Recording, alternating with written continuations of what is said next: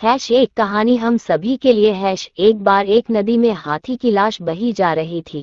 एक कौए ने लाश देखी तो प्रसन्न हो उठा, तुरंत उस पर आ बैठा, खूब मांस खाया और नदी का जल भी पिया।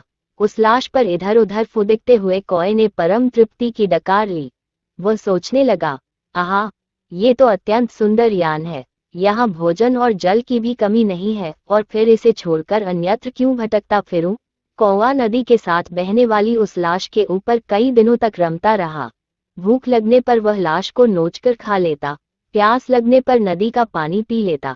अगाध जल राशि, उसका तेज प्रवाह, किनारे पर दूर दूर तक फैले प्रकृति के मनोहरी दृश्य देख देख कर वह विभोर होता रहा। नदी एक दिन आखिर महासागर में मिली। नदी मुदित थी कि उसे अपना गंतव्य प्राप्त हुआ।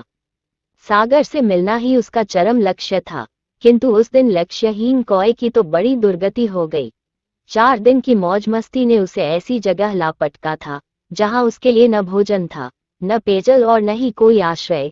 सब ओर सीमाहीन अनंत खारी जल राशि तरंगायित हो रही थी। कौवा थका हारा और भूखा प्यासा कुछ दिन तक तो चारों दिशाओं में पंख फटकारता रहा, अपनी छिछली और टेढ़ी मेढ़ी उड़ानों से झूठा रौब फैलाता रहा, किंतु महासागर का और छोर उसे कहीं नजर नहीं आया। आखिरकार थककर, दुख से कातर होकर वह सागर की उन्हीं गगनचुंबी लहरों में गिर गया और एक विशाल मगरमच्छ उसे निगल गया।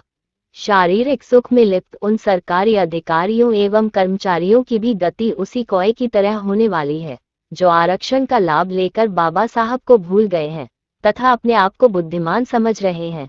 बिना पूजा पाठ किए पानी तक नहीं पिएंगे और वे सभी कार्य करेंगे जिनको बाबा साहेब ने मना किया था।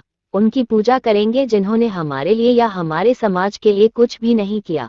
चारों धाम की यात्रा करेंगे और किसी गरीब के बच्चे की पढ़ाई लिखाई शादी ब्याह में कोई मदद नहीं करेंगे। ऐसे लोगों की आने वाली पीढ़ी की दुर्गति होने वाली है। इसलिए संविधान बचाना है तो सभी प्रकार के ढोंगों को छोड़ना पड़ेगा। इसीलिए बाबा साहब ने कहा था कि जब तक संविधान है समझो मैं जिंदा हूँ।